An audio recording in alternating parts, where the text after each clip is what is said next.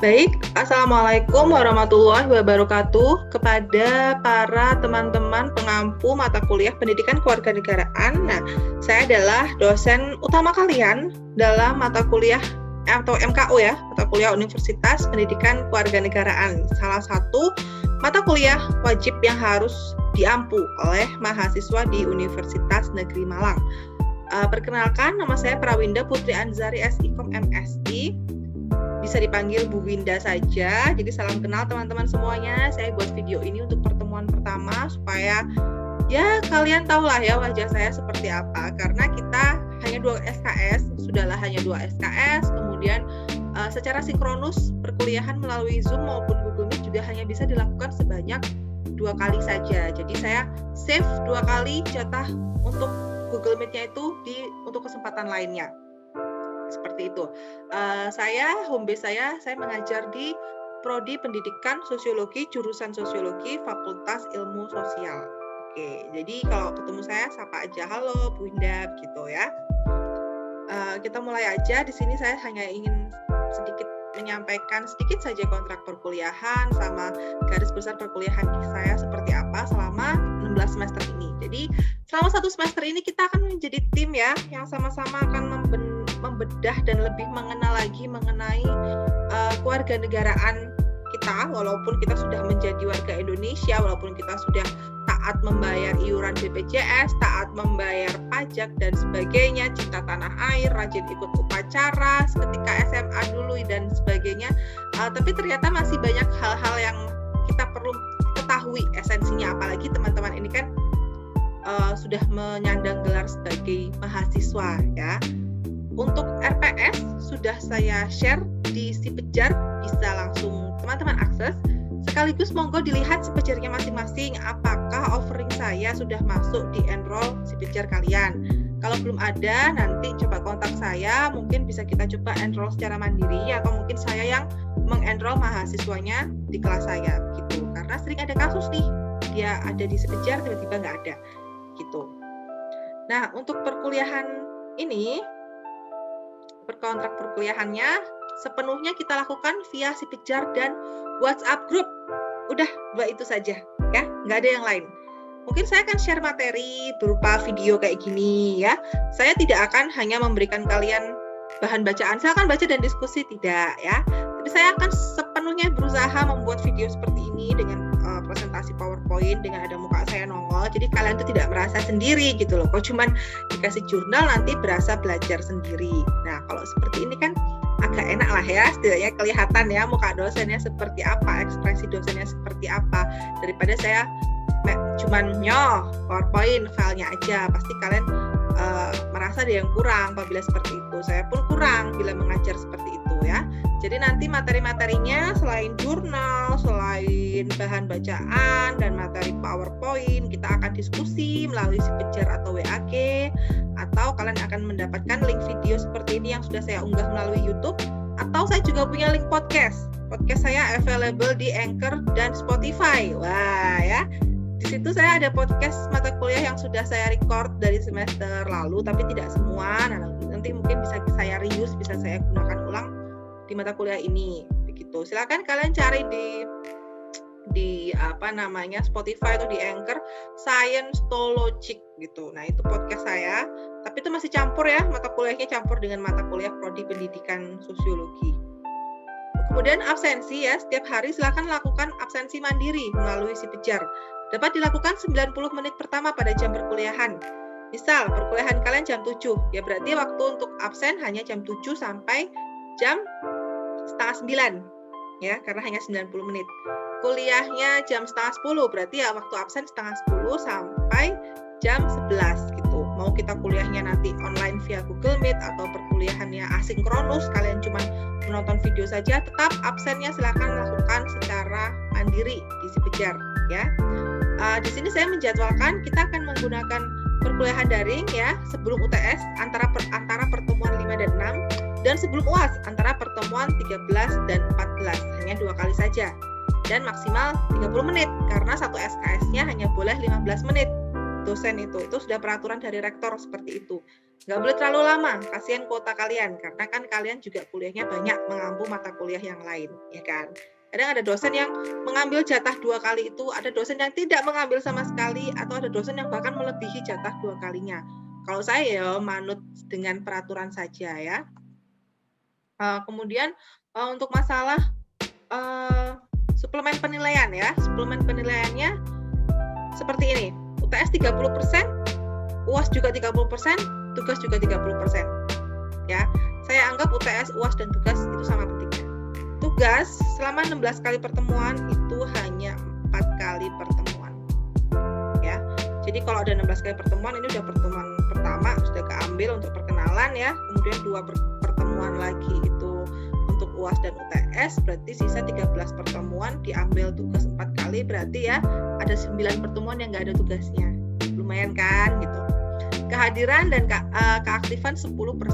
Tapi ketika kalian sangat aktif, gercep di WhatsApp, diskusi di si Pejar juga semangat, kelihatan dari banyaknya kata-kata yang ditulis dan waktunya yang tidak mepet, mengumpulkan tugas juga jauh dari deadline, pasti nanti saya ada nilai tambahan. Misalkan UTS kalian jeblok, aduh anak ini UTS-nya kok jeblok ya, UAS-nya bagus dan aktif juga. Nah, keaktifan itu nanti bisa mengkatrol UTS gitu. Kadang saya UAS-nya bagus, aktif, UTS-nya jeblok gitu. Nanti ya nilainya harusnya A atau A minus, malah cuma jadi B atau B minus gitu.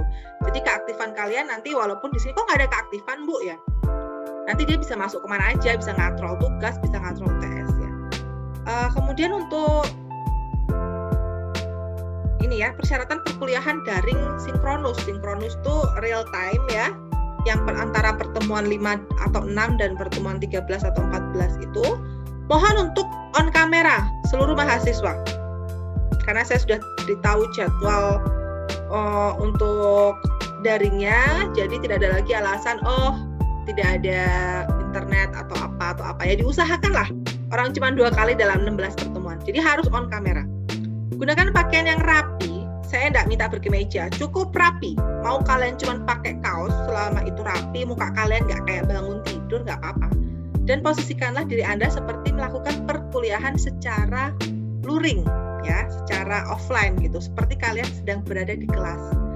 Ada mahasiswa saya udah kelihatan banget kayak bangun tidur, langsung ngambil kemeja, mukanya kucel banget gitu. Itu biasanya saya suruh raup dulu sana gitu, padahal kuliahnya juga nggak pagi-pagi.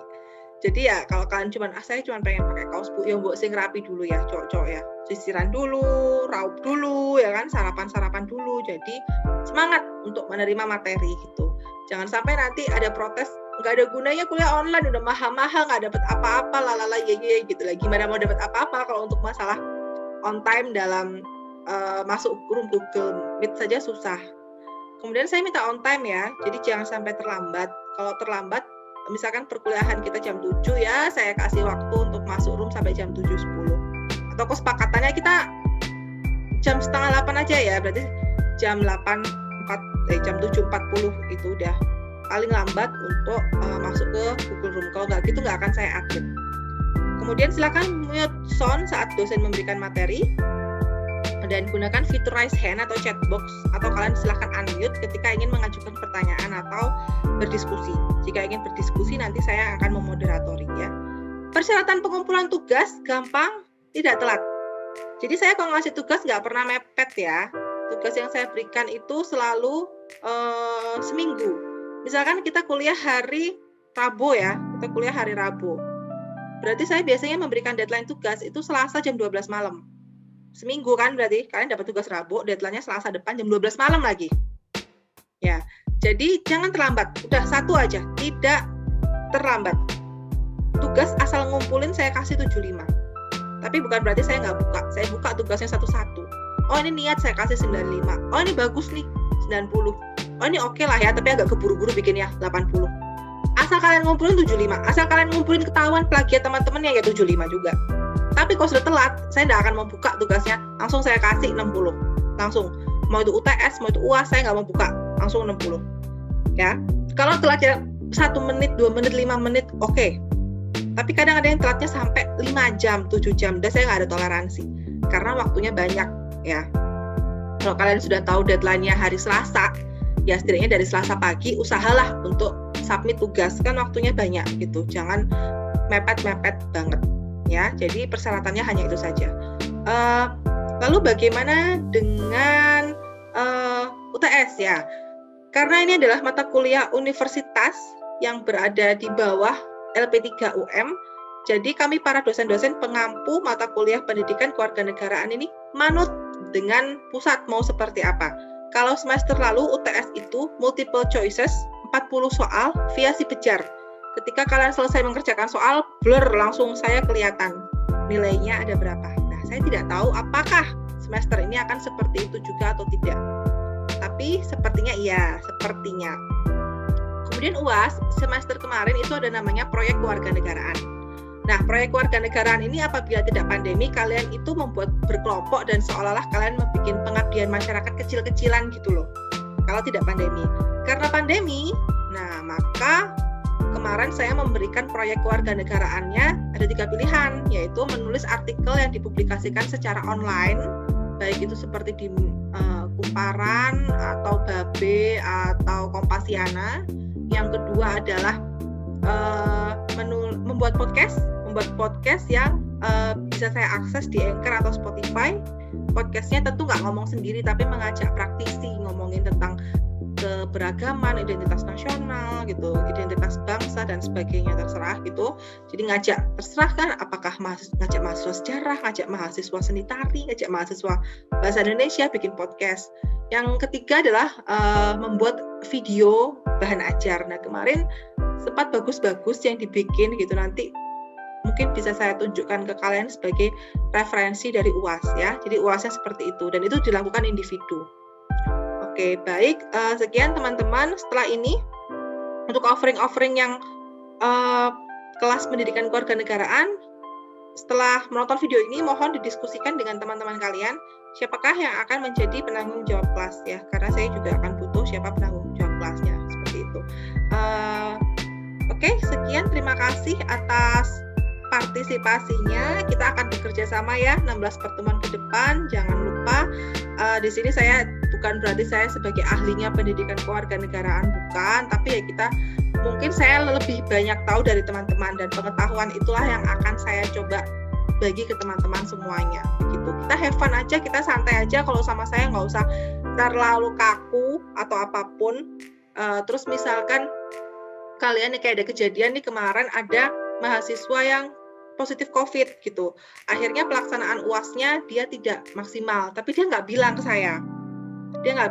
Akhirnya ya saya kasih nilainya ngepas gitu. Ketika dia sudah bilang, jeda untuk merubah nilai itu udah dikunci sama universitas. Saya udah nggak bisa merubah nilai. Jadi saya se-fleksibel itu orangnya. Silakan kalian kontak saya, misalkan kalian bilang kalian kesusahan sinyal di daerah, atau mungkin kalian nggak bisa mengumpulkan on time karena harus merawat orang tua yang nauzubillah yang terkena COVID, atau mungkin kalian sendiri kena COVID gitu misalkan ya, nggak apa-apa, ngomong aja ke saya. Biasanya nanti saya suruh nyusul tugasnya, nggak masalah, dan itu tidak ada pengurangan nilai. Jadi ya santai aja sama saya, have fun aja. Mau nanti kita sambil disambi bahasnya dengan hal-hal kekinian ya kan, kekinian seperti apa, kayak konten-konten TikTok kekinian ya, kita selingin ngobrolin drama Korea kayak atau musik-musik K-pop dalam pendidikan kewarganegaraan ini, it's okay, santai aja. Karena ini kan saya tahu nih kalian mata kuliah wajib ya, jadi kayak ada pendidikan kewarganegaraan, 2 SKS doang gitu kan.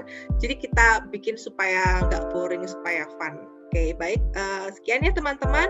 Semoga tetap dijaga semangatnya, tetap dijaga juga kesehatannya. Kita benar-benar berharap, saya benar-benar berharap semester ini adalah semester terakhir kita melakukan perkuliahan secara daring seperti ini ya. Karena saya pengen banget bertemu dengan teman-teman secara offline lagi. Oke, segitu dulu video perkenalan dari saya. Kita akan bertemu di pertemuan-pertemuan berikutnya, baik melalui WAG atau ya via Google Meet nanti. Terima kasih.